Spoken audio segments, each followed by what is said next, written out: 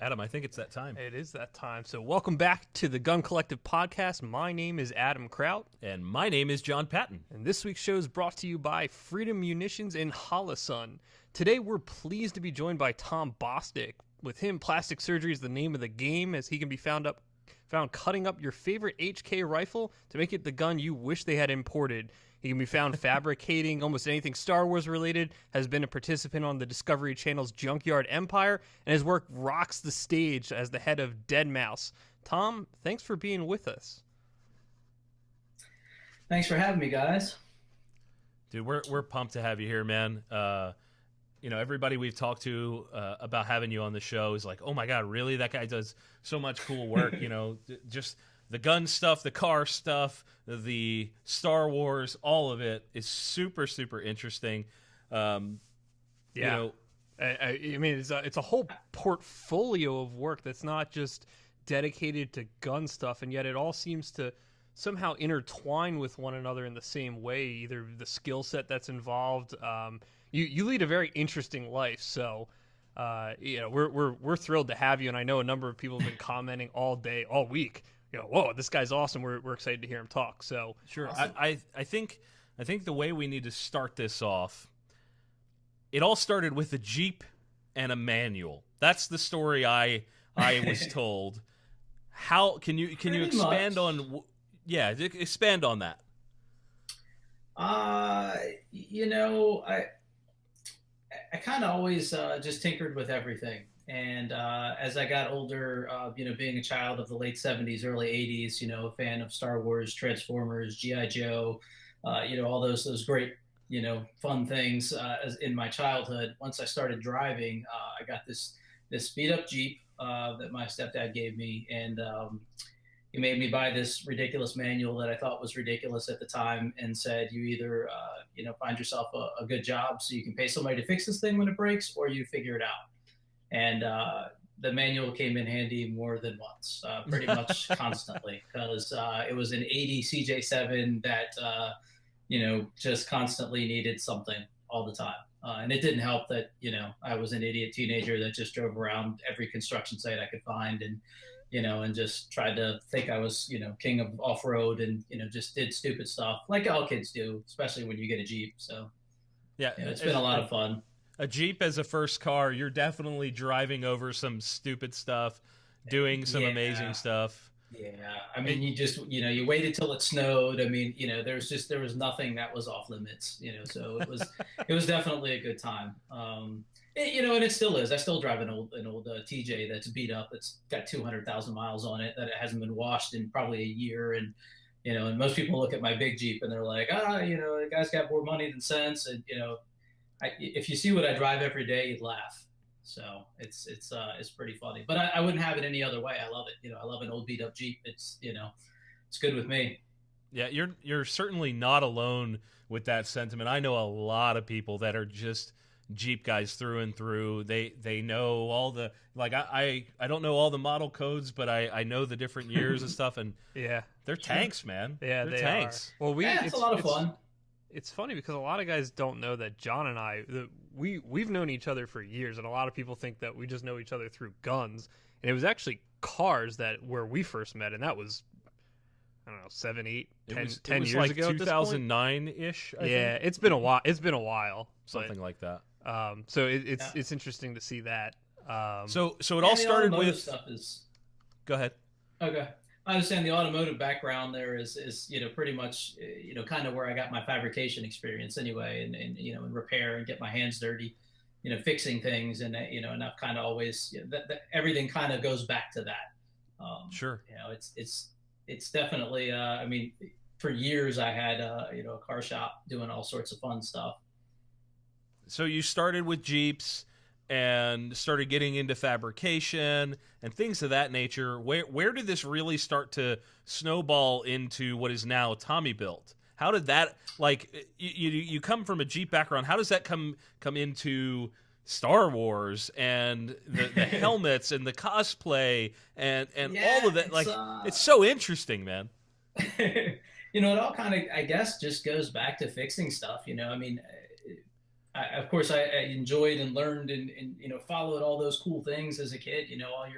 All your cool '80s shows, your $6 Million Man, your Dukes of Hazzard, your Space 1991, like all these crazy cool things that had all these neat crafts and just different things you don't see every day, and all that stuff kind of intrigued me. And as I learned how to fix things and break things, and the more stuff broke on my Jeep, the more I had to learn how to fix. And I got into audio a lot when I was younger. We had a little recording studio at my house, and had a little band in high school that we did stuff for a couple years, and then of course that translated into make it sound good in the car, and then we did a whole bunch of cool audio systems, and then of course your car gets broken into because you got all this cool stereo stuff in it, so then you got to learn how to put an alarm in, and and next thing I'm putting alarms in like everybody's cars, all my buddies, my friends, their friends, and then put stereos in, and then at some point I was like, let's just open our stereo shop. So did that, and I had a store for about 2 years and sold it to a big chain store out of Delaware, and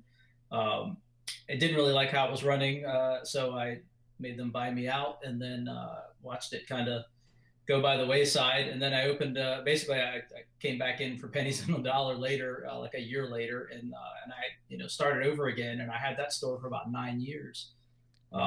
That's really so neat. It was it was a lot of fun, but it was a lot of sorting out. Not only did I do the work and I picked the lines that we carried, I figured out, I did the hiring, the firing, the pretty much everything you could do to run a whole retail store. So it was a lot. It was a big learning experience. But I did really well in a very competitive market. I had to compete against your Circuit Cities and Best Buys and a ton of little guys and Myramcos, and because I was younger and kind of got that younger niche market of car guys that was coming up at the time, I really kind of took over the market in my area, and it did well. It was a lot of fun. I learned a ton of stuff, and I was always a fan of anything cool, of the Star Wars stuff, of the guns. I mean, I had as soon as I was 21, I went out and bought HK stuff. I mean, I've always liked movie guns, so those have always intrigued me. You got to have your staple movie guns, your Desert Eagle, your Spaz 12. I mean, you got to have your cool stuff. So I kind of always in the back of my normal fabrication, I'm always like collecting what other cool stuff I could get. I mean, to me it was more about having the neat things that I saw and liked as a kid, and like stuff from the movies and that kind of thing. So you said just now. You said the stuff for the movies. That's something that a lot of people know you for and are getting to know you more for as things go on. That's what I want to talk about. Quite frankly. I mean, you look at for those that can't see, that are listening to the podcast, what you don't see behind Tommy is there's a replica BB-8, and I can assure you that it was not store bought. So yep. tell us a little bit about. It's about 6 months worth of 3D printing. Holy crap! In that guy. So tell us. And he does a little drive bit. And move, and that he's pretty cool. You say that like it's normal. You say that like it's not freaking incredible. I mean, it is and it's not. And in that realm, I mean, in this day and age, man, there's so much cool tech out there for, I wish this tech was available when I was 20 years old or even younger. It's insane. I mean, I'm sitting next to a 3D printer that's like a foot away from me. Like to have that, at your fingertips, it's a whole nother world. I mean, if I had that 20 years ago, I can't imagine, what I could do today. It's just like having a welder for the first time. You can make something stick, make something, that wasn't there before.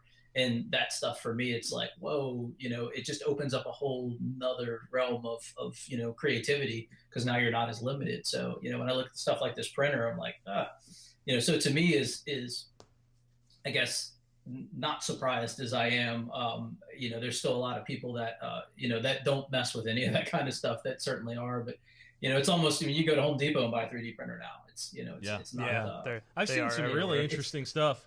I watch a lot of tech videos and things of that nature, and I was really it was like a second edition, something that could print with 2 filaments, and one of the ones Yeah, it could use would like dissolve in water, so you could make the scaffolding out of the Yeah. dissolving stuff. Like all this really, really interesting stuff. And of course, that's not like enterprise level printing, but it's still incredible what a consumer can do, let alone what you can do once you start getting more advanced and start understanding. I think that's the real thing that somebody like you has with the years of experience, is the understanding how to apply the tools to the different projects that you're getting into. And speaking of all the projects, out of your kind of Star Warsy nerdy type stuff, what do you have, like, any favorites of the builds that you've done? I mean, let's real quick, let's recap the builds you've done, because there's the land speeder. I've seen you in front of an X-wing that I believe you had a part in. I don't know if it was entirely yours. I mean, there's all kinds of stuff. Okay, but yeah, there's a ton. I mean, the land speeder is probably my favorite of all of them. I mean, as a kid, that was the most iconic thing to me. As a 7-year-old walking out of that movie theater, like I need one of those. And having the toy, and I always had in my head, at some point I'd like to build one.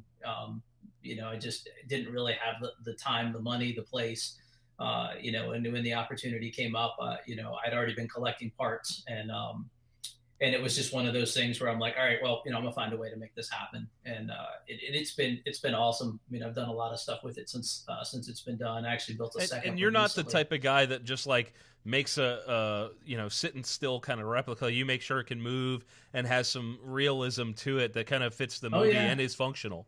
Well, you said that you've taken it out and that you've done a lot of stuff with it. I mean, I if I remember correctly, you are part of the 501st, which you can explain real quick what that is for people. But I don't know what that is. I've also seen, it seems like you do a lot of charity related stuff in relation to the Star Wars stuff. So can you just give us a little bit of an idea of what that stuff involves and what the 501st is for those that don't know? Yeah.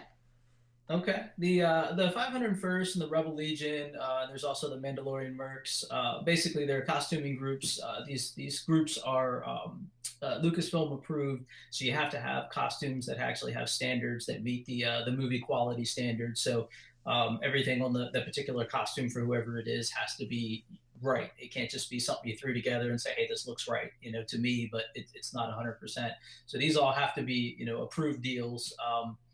And they do a lot of cons, all sorts of convention stuff, but they also do their basis is to do charity stuff, doing hospital visits for kids, doing fundraisers for different charities and that kind of thing.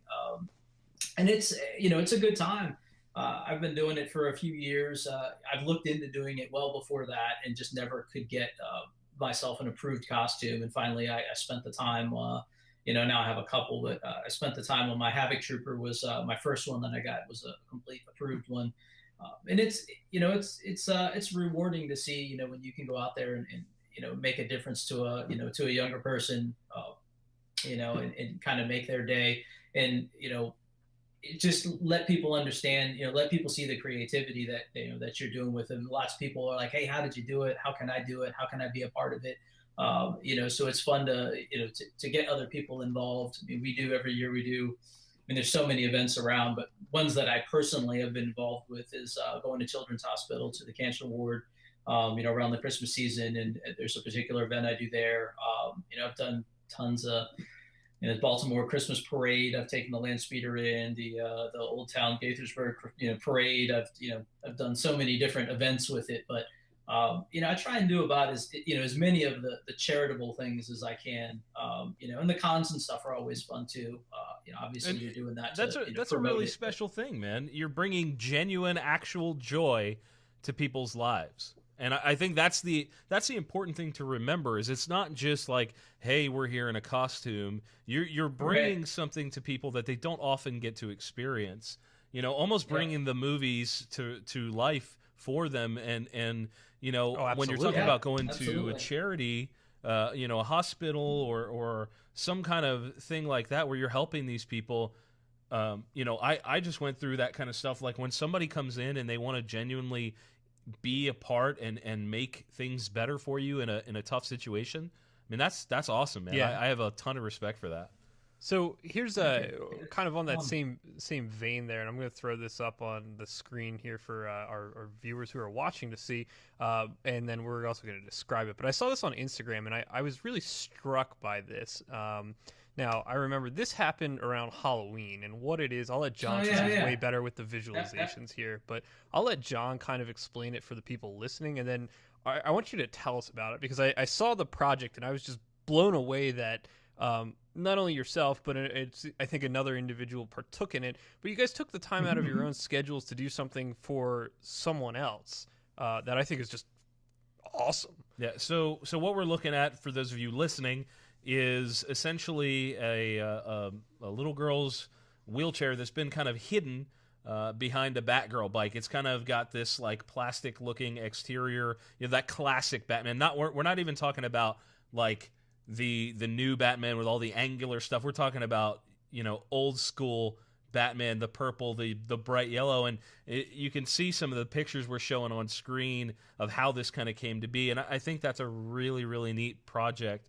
Can you talk to us a little bit about how you got involved in that?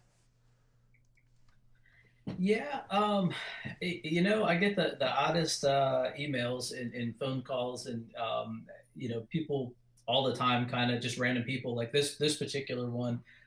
This lady that I've known for years just messaged me out of the blue and said, "Hey, I have this good friend of mine that doesn't have a ton of money. They want to do something cool for their daughter who is wheelchair bound." And they'd like to do something neat for her wheelchair, to decorate it, but they don't have any fabrication experience. They have no idea what makes sense to do. She likes Batgirl. She thought the original Batgirl was really neat, and the girl's a fan. She's like, "Is there anything, you can do?" And she's like, "And honestly, I'll just pay for it, whatever it is." And wow. I said, just send me a picture of this wheelchair so I can get an idea what it is I have to work with. And she sent me over a few pictures, and I was like, "Look, just drop the thing off, and I'll have it done in a week or so, and don't worry about it." And she was like, "Are you sure?" And I'm like, "Yeah, just drop it off. We'll get it sorted out."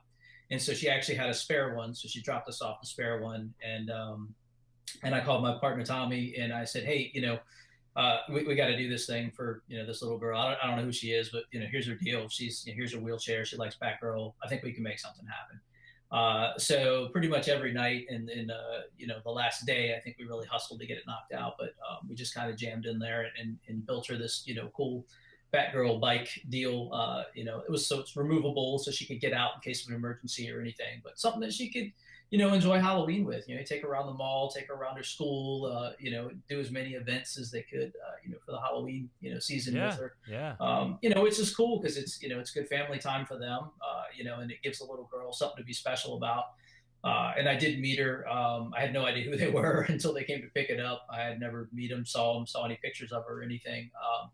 And they came and picked it up, and of course she thanked me. She thought it was cool. She was overwhelmed. The family was excited, and that was that. I saw a couple of pictures that they posted on Facebook, which I didn't want to take and repost because that was their family deal, and and it was just neat, and stuff like that. I love to do. I can certainly, I'll fit it in whenever I can. But in me posting it, I feel like I want people to see it because I want other people to do the same. I want other people to say, "Oh, you know what? It really wasn't that big of a deal. Maybe I could spend some time and do that for somebody," just to see what sort of creativity is out there, and to let people know that they can make a difference. And for me, I probably had $100 of materials in that thing, and whatever, it was just, we spent some time on it. We probably put 25 hours in it between the both of us, and had it knocked out. But that little girl will remember that for the rest of her life. Absolutely. Yeah. No question. Oh, so will the parents. That's really cool. That's one of those lead by example type things. So, not to switch the topic. That's an awesome. Sure. That's a great thing. But one of the other things we mentioned at the intro was your work as far as fabrication, particularly the dead mouse heads. So, how did you actually end up getting into fabricating those? And yeah, that's got to be an interesting story. There's smatterings of Tommy everywhere in different realms, but now there's your work up on stage in front of a whole bunch of people that are dancing, having a good time, and it's being worn by the dude who's putting on the show. How did you get into that, and how many of those have you made? Uh, so I went to one of the concerts. That's how that started, and I saw a couple dead mouse heads, and I was not impressed. I mean, these are just fans, making something cool, and I was completely blown away by the concert. The light show, the cube that he had set up, this insane, light contraption that he's made, and Yeah, just the Joel amount does of not mess effort. around. Yeah, the amount of effort that he put into that, and even then, before I knew him, before I'd ever talked to him, or even had done any research or anything like that, I was just blown away. I was like, "Wow, this is the craziest thing I've ever seen." Like somebody went through all this effort, to put on this insane performance, and his helmet was insane. I mean, it lit up and matched, the cube, and did all the same graphics and everything, and I was just completely taken aside. And I had a couple of months. Where I just had a little bit of time in between stuff. It was a little slow for me, and I was like, I'm going to build one of those helmets, and just for fun. And so I kind of had in my head that if I built this one that was kind of like this battle damaged, like video game looking thing that looks like it should be on like some sort of Halo battle mouse or something, I'd never seen anything like it, and I thought maybe if I got it in front of him, he would appreciate it at least. Um, so about halfway through finishing it, I kept adding on and adding on. And to me, it was like, this was the most fun creative project I've done because there's no rules. I'm not matching anything. I'm not like replicating or restoring. I think this looks good here. Let me sand that. Let me do this. And so I was just hand cutting all this stuff and molding and making all the little pieces. And I was just having the best time putting this thing together. And when I got it close to finished, a couple of guys that I know in the business and advertising and other stuff were like, "Oh, hey, I know Joel's manager. He'd love this thing. I got to get it in front of him." I'm like, "Okay, cool. If you do, whatever. I'm Right, building it as a right. fan. Just I think it's cool." And then I had another guy message me, and he's like, "Oh, dude, I'm over here at iHeartRadio, and he's here. Blah blah blah. I get him. I get this to him." And I said, "Yeah, that'd be great. Show it to him. I'm sure he'd appreciate it." And then it never happened, and so he never saw it for a bit. And I was like, "You know what? I'm gonna take a few pictures of it and just go old school and mail it to the guy." Mail it to his fan page, his fan mail. It's just because I think he'll, I kind of threw a little like a one pager together and said, "Hey, just thought this was something cool that you would appreciate. A lot of people are doing video game apps. I just think this thing could be its own deal somehow. I don't know how, but everybody that sees it is going nuts over it, and it's never been done in the realm of dead mouse heads that I've ever seen."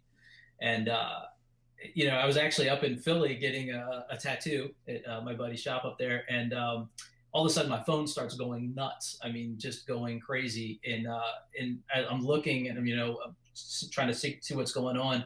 And this guy, Joel Zimmerman, is messaging me on my Facebook wall saying, "Hey, this is the craziest thing I've ever seen."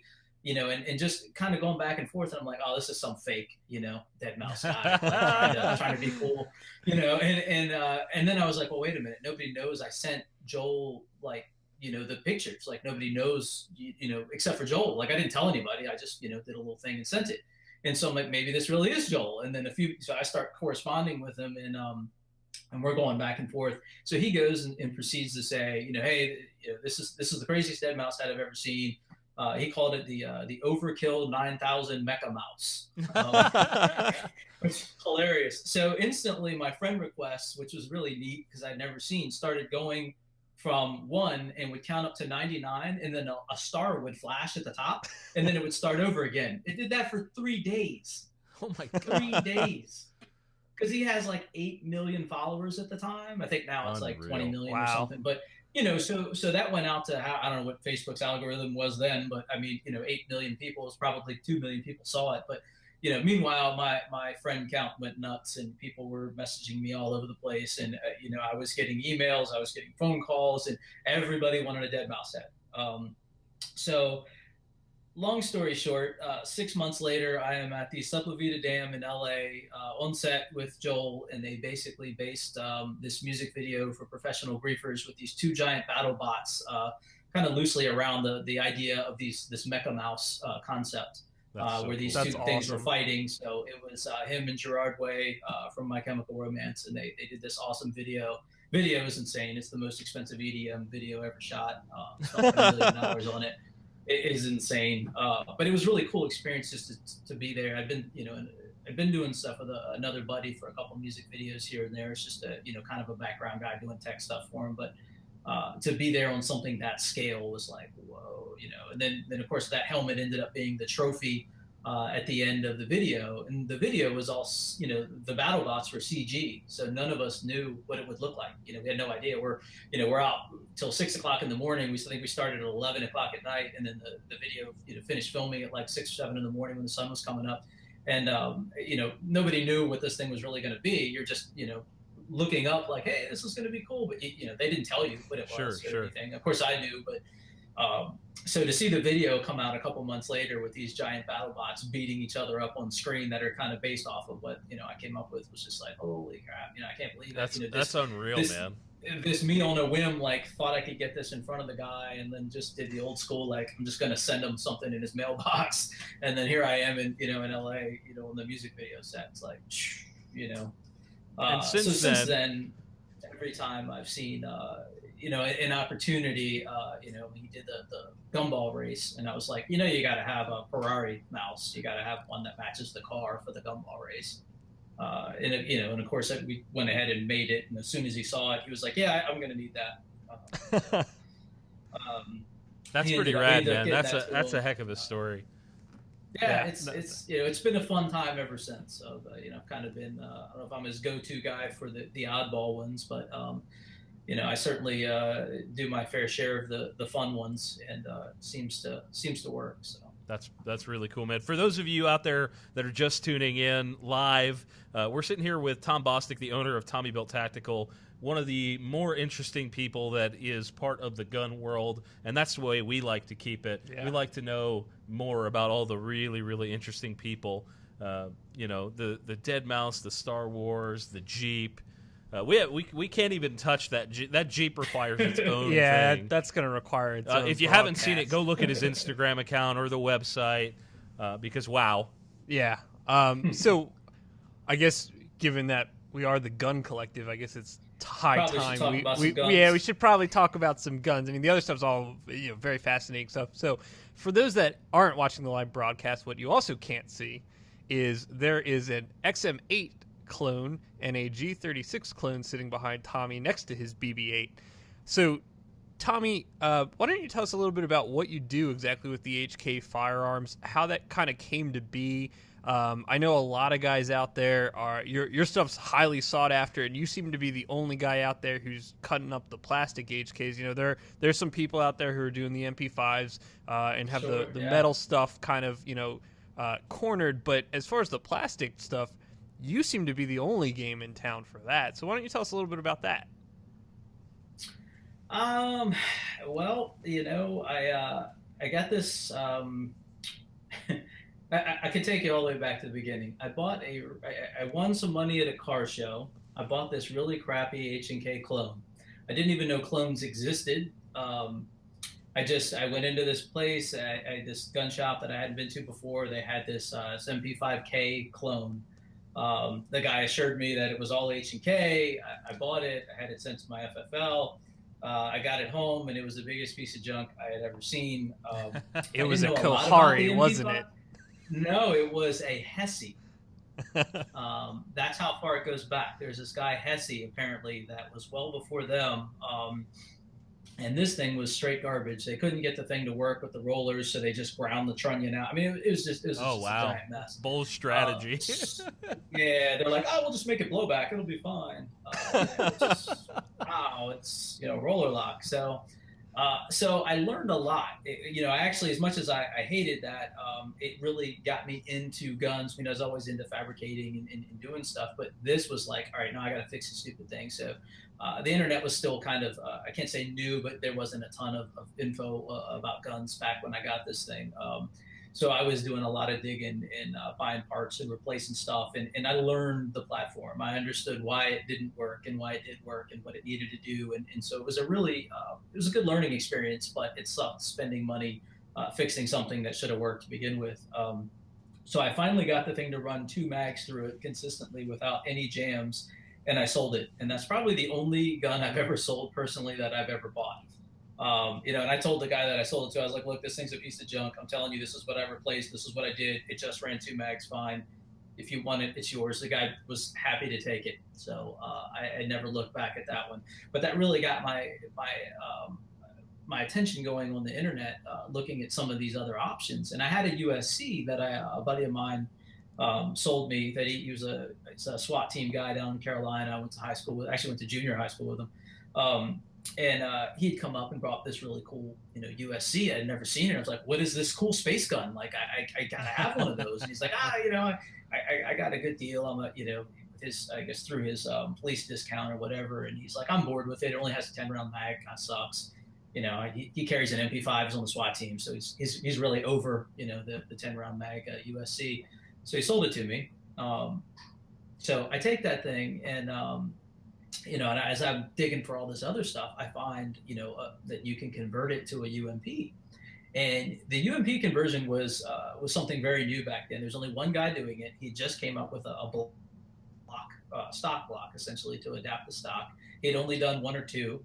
I spoke with him and I said, I got to have this. So I sent my gun off to him, paid him, and it was gone for about a year, which completely freaked me out that it was gone that long. That is quite a long time to be waiting. Yeah, and you've done one, so you understand. Like, there's a little bit of work involved, but not a year's worth of work. Not at all. So I had this thing, and I was getting scared that the guy wasn't ever going to get back. So I'm emailing him. He's slow to email me back, slow to answer the phone, whatever. And finally he says, hey, I'm waiting on the compliance parts, the followers and floor plates. And I said, okay, that's my problem on my end for compliance. You don't even have my mag, so just ship me my gun. Like, I don't care about followers and floor. I'll deal with that when you get them. But it's been a year. Like, give me my gun back. Like, I'm thinking this guy sold it or something, So it was a nice guy, but it just, obviously he did this part time at somebody else's shop or whatever it was, and it was just kind of freaking me out because it was a lot of money. So finally he ends up telling me that he'll have the followers and floor plates in like another 3 weeks. I'm like, all right, fine. So I walked out to my garage at night. I pulled the mag apart. I looked at the follower and the floor plate, and I'm like, I can just make these. This is really not that serious. So I made a silicone mold that night. The next morning, I popped them out of the mold, and I poured 2-part urethane cast plastic, and I had 20 sets by lunchtime of followers and floor plates. USA made, done. Those are my compliant parts. I took a picture and sent it to the dude. And he instantly was like, where did you get those? I was like, I made them last night. I want my gun back. I'm done. I'm done waiting. I'm done with, like, it'll be 3 weeks. It'll be 3 weeks. Like, I need it. So instantly he wanted to buy them from me. So he then started buying them from me. Along with, I posted up on HK Pro. Other people started buying them. And, of course, I get my gun back. I'm happy. And realize how little bit of work was done on it for the 1 year. But whatever, it is what it is. Still a nice guy, and he invented it, so I ain't knocking him. Certainly ahead of me. But that really kind of put me into the whole, gun scene. Between the one that didn't work and then the guy who wouldn't give me my gun back. Really kind of put me into like the creative end of it, and like, all right, now what else can I do?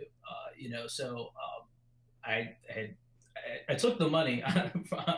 Another part of the story from the crappy gun that I sold, and bought an SL8.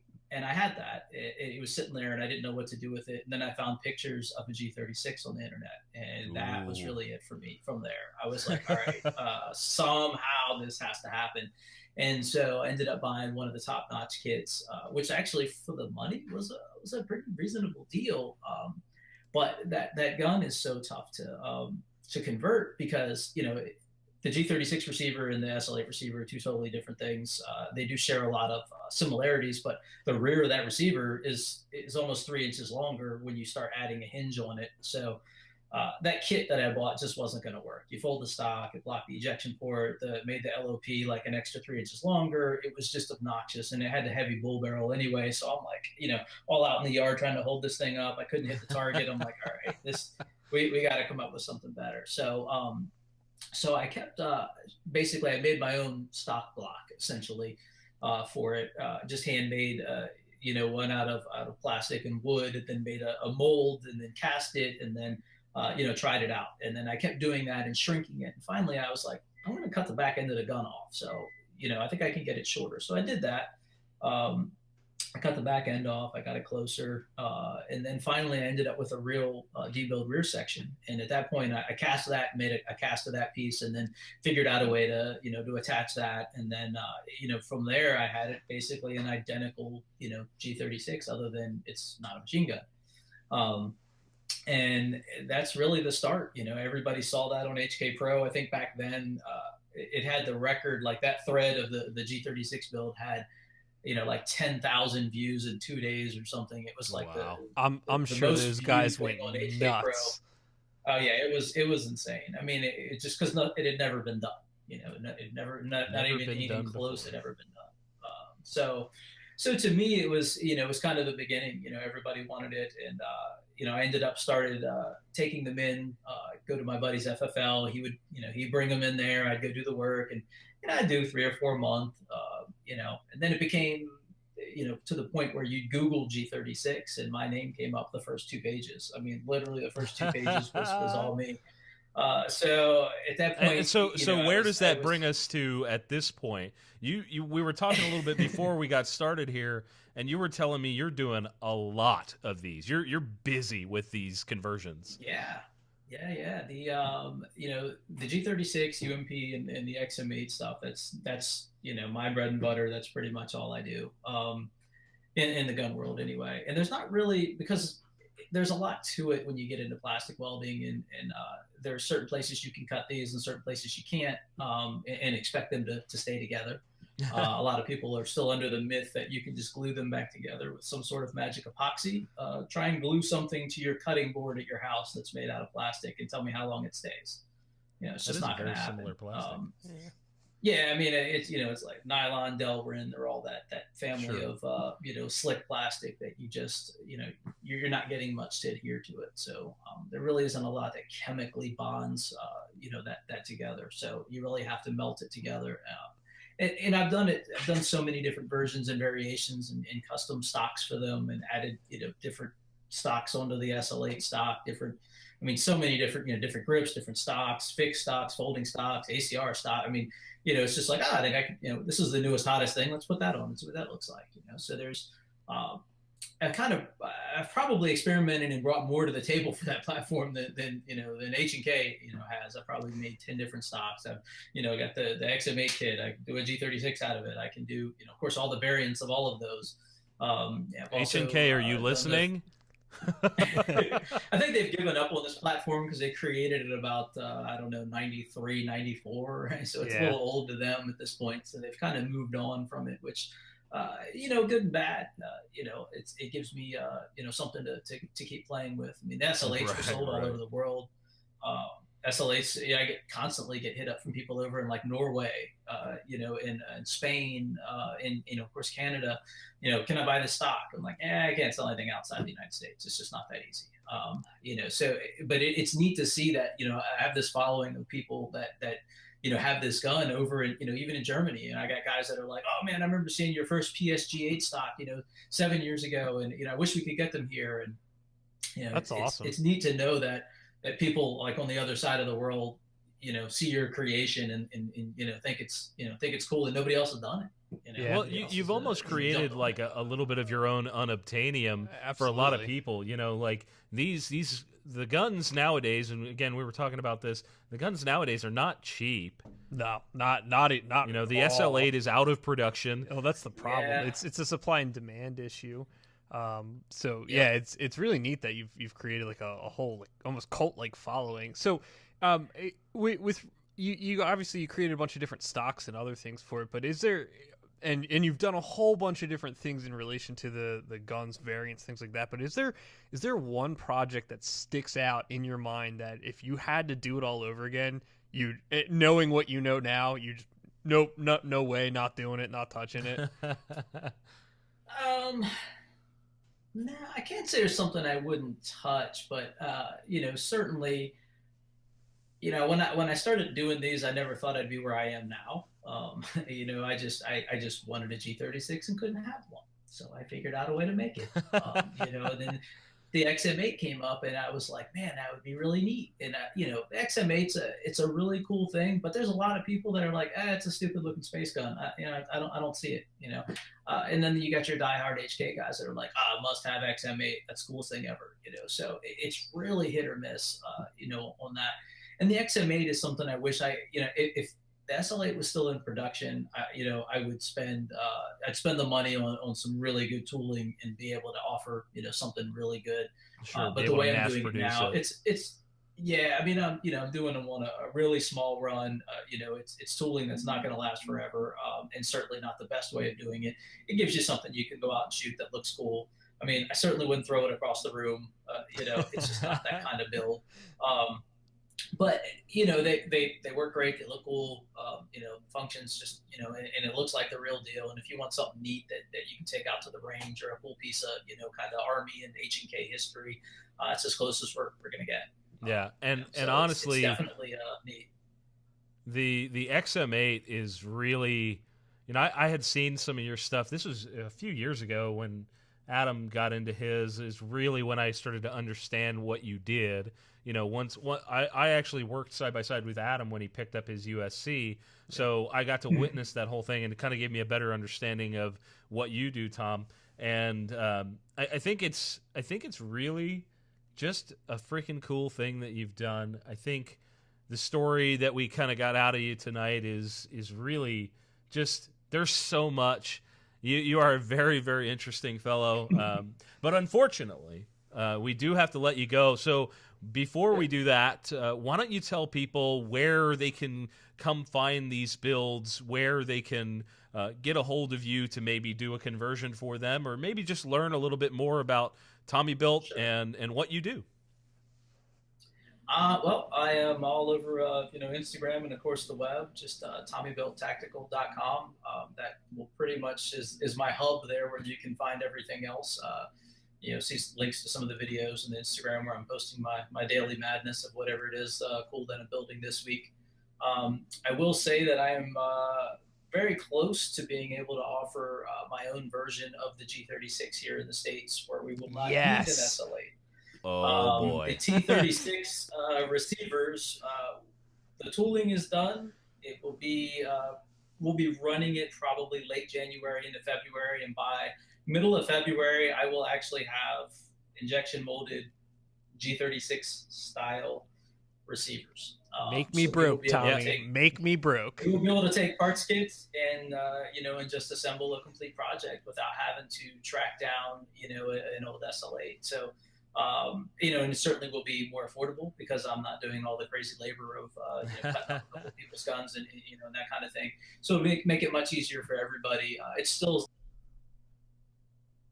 and it looks like we may be available. So. We lost you there for a second. He's back. But, so we're going to tune in to all your social outlets for the new receiver. Yeah, and that would be what? Tommy Built on Instagram, at Tommy Built? Yep, at Tommy Built. Okay, and Tommy Built Tactical on Facebook for those of you out there. So, Tommy, thank you so much for joining us today. And guys, if you're looking for either a USC or SL8 conversion to a UMP G36 or XM8 clone, be sure to check out Tommy and his work for all your HK goodness. And maybe you can even get a dead mouse helmet out of him if you ask real nicely. So, Tommy, thank you so much for joining us today. All right. Thanks, guys. I appreciate you having me. Thanks so much, brother. We'll talk to you soon, man. See you later. Bye. Wow. That's so cool, man. Yeah. I really, the thing that I like the most is the XM8. That was in one. I think it was one of Rainbow the Call of Six. I think. Huh? I think it was in Rainbow Six. Too. Was it Rainbow Six? It might have been. I think you're right. It was in a video game that I used to play a ton, and it was really cool when I went, "Oh crap! You can actually have one of those," which is how a lot of people got into firearms. But that's a whole other discussion. Other story, yeah. But you know what time it is, Adam? It's that time to It's pay the halftime. bills, right? It's halftime. So we gotta pay the bills, man. The first sponsor this week is Freedom Munitions. Freedom Munitions is kind of the king of affordable ammo right now, especially when you're talking about subsonic.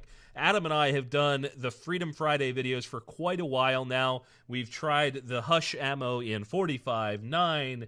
I believe we haven't tried the 22 yet. We definitely want to try that. We want that. Yeah, that's do something that. we want to try. They've got 147s, 165s. 165s in the 9s. Heavy guys. Those are pretty cool. We were actually doing a little bit of a sound comparison out of the MP5 recently.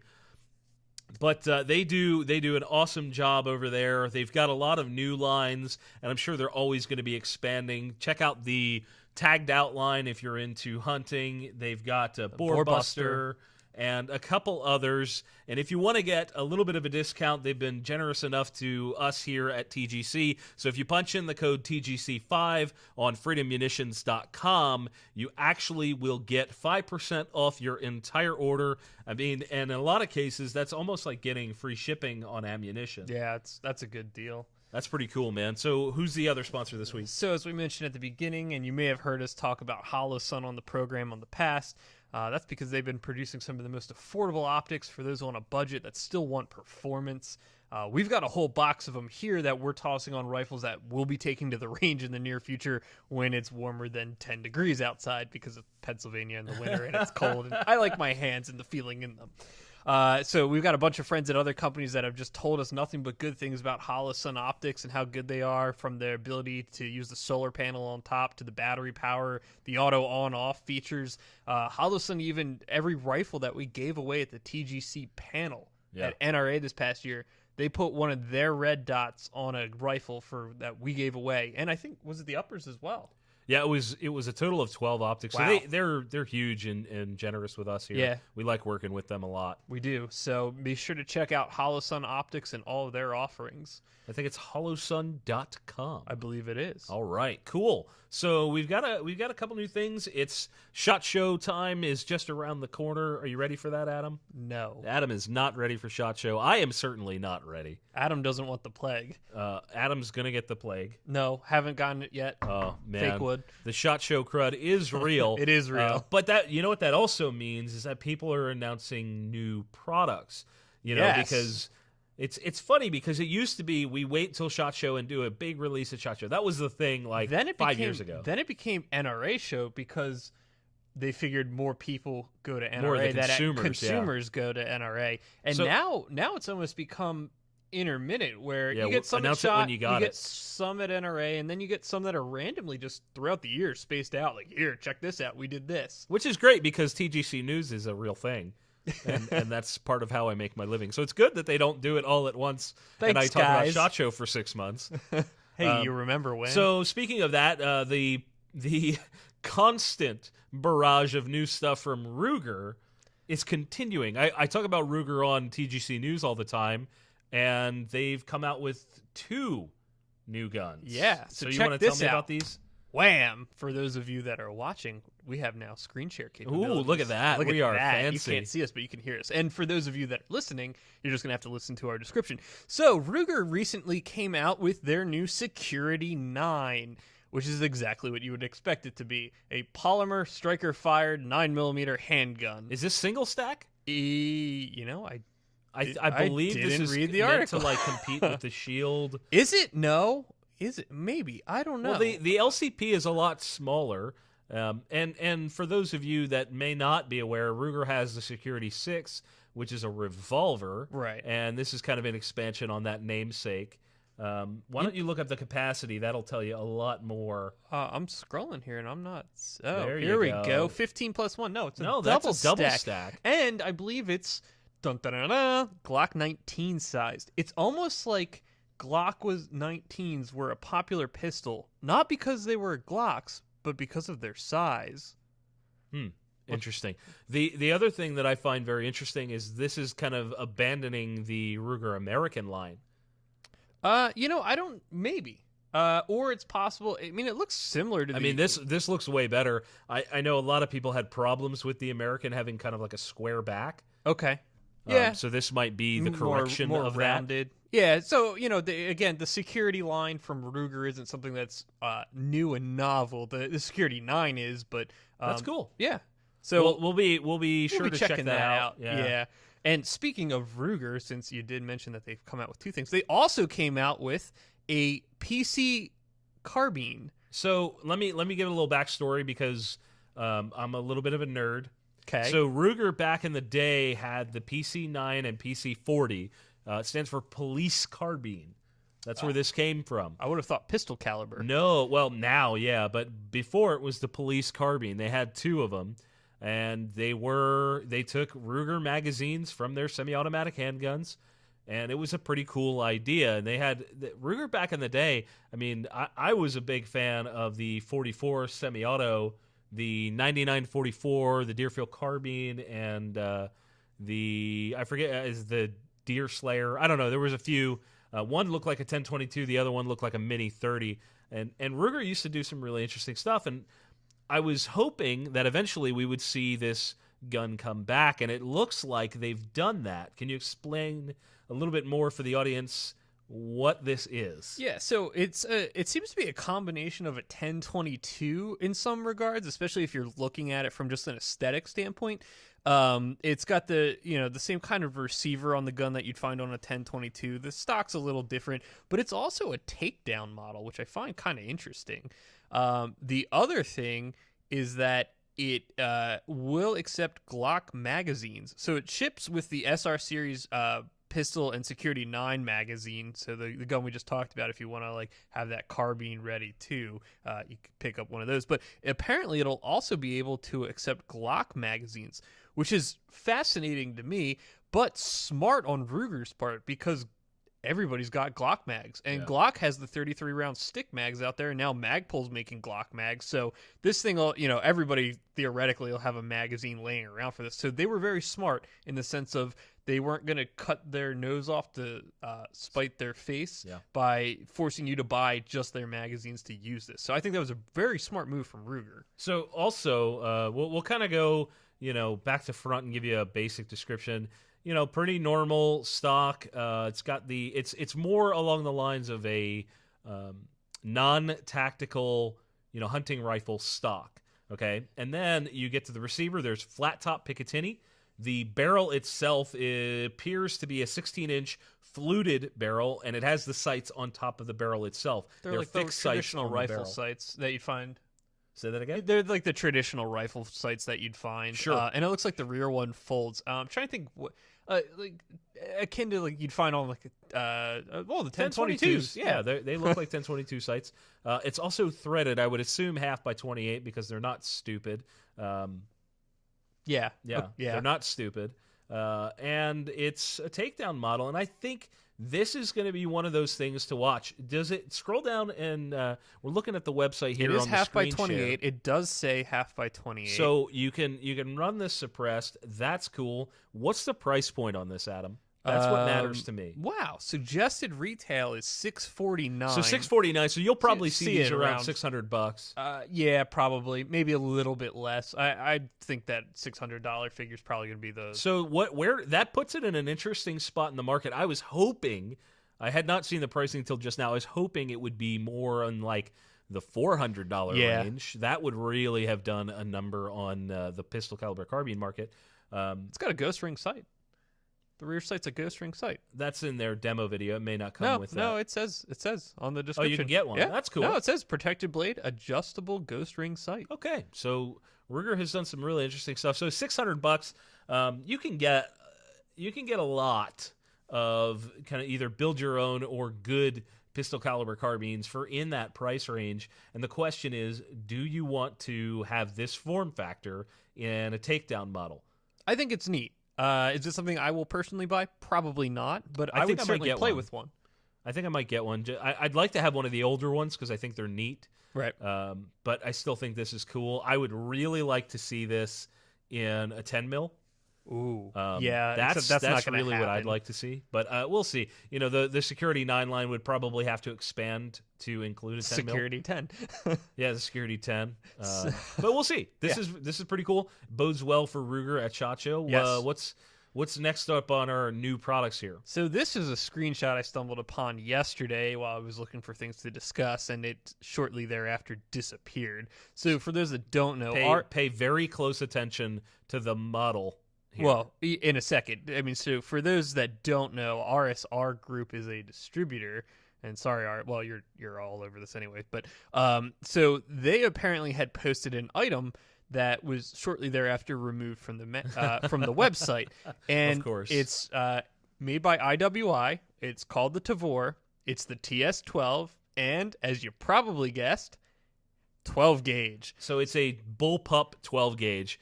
Apparently, yes. But well, it says bullpup, so yeah. And it's apparently a 15-round gun. 15 rounds of 12 gauge, 3-inch 12 gauge. It says it accepts Beretta multi-chokes. I don't know the multi-choke because they don't call them that. Yeah, Beretta I calls don't know. them the Optima HP or the Optima chokes. Maybe the multi-chokes is an older or slightly different design, but 15 rounds of 12 gauge in a bullpup, if this is true, and if some of the actual Tavor parts swap to this. I don't think they do. I think there was some discussion about that, and information. It's all speculation. It is all speculation. However, there was a part number out there or a post that somebody was able to hunt down while this was still up that apparently it is a drum-fed magazine. You got to be kidding me. I don't. That's going to be real interesting. So we'll see if this comes to fruition. I expect, like we were talking about, new product releases. If it does, it'll be at SHOT Show, which you can count down to. Yeah, we'll be keeping our eye out on that. I'm pumped, man. I'm a Beretta guy, so using the same chokes potentially, having a bullpup 12 gauge, and what I was referencing is if you can get something like a Geisley trigger in here.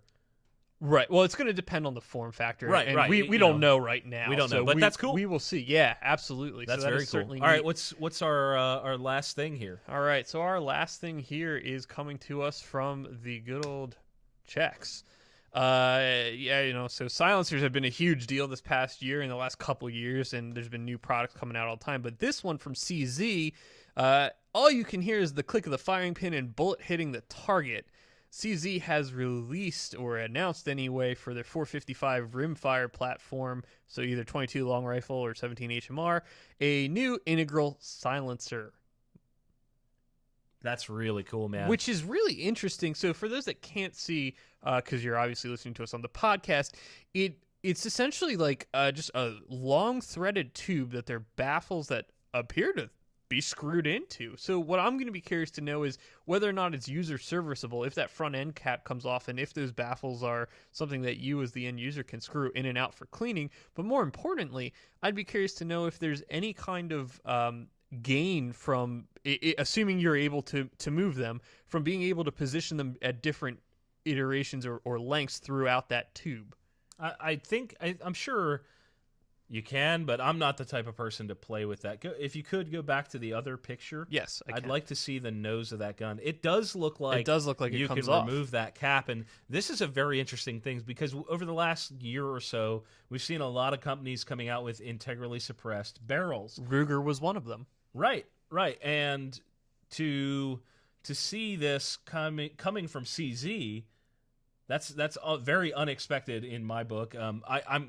Well, this is the second one that they've announced. If you remember, a couple weeks ago, they had also announced what appeared to be, anyway, I think it was an announcement, a reflex can for their Scorpion Evo series. I did not know about that. Hold on. So here's what I'll do. I'm going to pop us back on screen here. I'm going to find some digging. I'm going to talk about this because, knowing guys like Kyle at KG Made, who makes his own version of that very same thing, this is going to be an interesting play. That's priced at about $400 plus the stamp, of course, because taxation is theft, and the government has to get their theft money. So it was also available, just so everybody listening knows, it was either a 16-inch model or a 20-inch model. So it'll be available in two different lengths as well. Okay, so potentially something very, very cool and affordable. I don't know how. I can't imagine it's all that difficult to swap the barrel on a CZ455 if they're now selling it, which I think it's super cool. And suppressed 22s are the best thing ever. If you've never shot one, you need to. It's literally what they described it as. You can just click, and that's all you hear is the firing pin and the round hitting downrange in the dirt or something along that nature. Here we go. I found it. All right. So firearmblog.com. Yeah, has... hold on. I'm gonna pop this back up on the screen for all our right. viewers watching. So for those of you that are watching, you'll see, and for those of you that are listening, the Firearm Blog has an article. CZ USA teases reflex suppressed Scorpion in 2018. So why don't you tell them what a reflex suppressor is, because not everybody knows so what that is. Typically when you have a silencer, what it is, it screws on at the end of the barrel. It's mounted to the muzzle. Mounted to the muzzle or hangs off. Or you have an integral one where it's all part of it. A reflex silencer is where part of the internal volume hangs back over the barrel. So the silencer itself extends back past the muzzle over the barrel. So it's a way to basically gives it a little more internal volume, shift it rearward over the muzzle. Yes. This was actually a thing on sniper team type suppressors a few years back. It was pretty big. I know was it Griffin Armament did a couple like that, reflex suppressors. It's not as common now because the drop on regular suppressor is so small and compact. You don't necessarily need that extra volume every time, but being able to do that would be a very curious thing. Right. I'm sure it'd be really quiet. So what they're saying about this is that it is being teased as a new 2018 product, fully welded titanium reflex silencer. They also do have a stainless steel version. They have it under a HB Industries handguard, and I don't have a Scorpion, so I'm not familiar with all the accessories out there, although I do know the market is getting bigger. Actually, it's growing. There's not that much out there for these things yet, they're at least cool in guns. my opinion. I thought there was a decent amount, but anyway, so the reflex design is for without barrel porting. Pardon me. MSRP is apparently set for $600, $599 for the stainless steel version, or $929 for the TI version. Would you pay that? Well, I would need one of these guns first. It would need to be an SBR, and yeah, maybe. It would depend. Honestly, how does it sound relative to ones that aren't reflex cans? And quite frankly, if it's not very much better, then no. Sorry, CZ, but it's going to depend, and there certainly will be people who are loyal to the brand that will be all about it. Yeah, I think it's a cool idea. I'm very curious to see how quiet it is. We can throw... If we ever get one of these, we'll definitely throw a bunch of... Maybe it'll be at SHOT Show. Well, we'll see if they have one at Range Day. Yes. That would be the place to find out. Yeah. What's very funny is if it's going to break, it's going to break at range day, and everybody will tell everybody else about it. It's very funny. We've seen a lot of. I remember Silencer Co. had a few things go down last year or the year before. It happens to I think almost every company at some point has had some new product or something fail, because you have a whole bunch of people that are shooting guns all day that aren't being maintained while they're being shot all day. You don't know how long they get hot. They got hot. Yeah, there's all kinds of especially stuff when that it comes goes to into the suppressed equation. Stuff. Yeah. But SHOT Show's right around the corner. Bunch of cool new stuff. Very pumped about that. We are going to be there. I'm not going to tease who the sponsors are just yet, but we're going to have some fun. We're absolutely. I'm setting up meetings and stuff already. 2018 is going to be a great year, and we can't wait to share it with you guys. So I believe that kind of brings us to the end. Yes. So once again, we must end our weekly podcast. We do appreciate all of you listening, and for those of you out there that want to connect with us, you can do that on over at theguncollective.com. Search The Gun Collective out on Facebook. The Gun Collective on Instagram. If you want to follow me on Instagram, The Adam Kraut. And we're everywhere. Yeah, we're pretty much everywhere. Just Google us. Yeah, punch in The Gun Collective on your Google machine, and you will find us. Yes, and if you have suggestions for future guests on the show, we would love to hear them. You can send those to theguncollective@gmail.com, or let us know down in the comments. Be sure to check us out on iTunes for the actual podcast, Stitcher, Google Music, and please do leave us a review. It does help us, and we appreciate feedback. So that's it for this week, folks. Thanks for joining us. We wish everybody a Happy New Year. Hope you guys had a Merry Christmas and Happy Hanukkah, and we'll see you next year. Bye.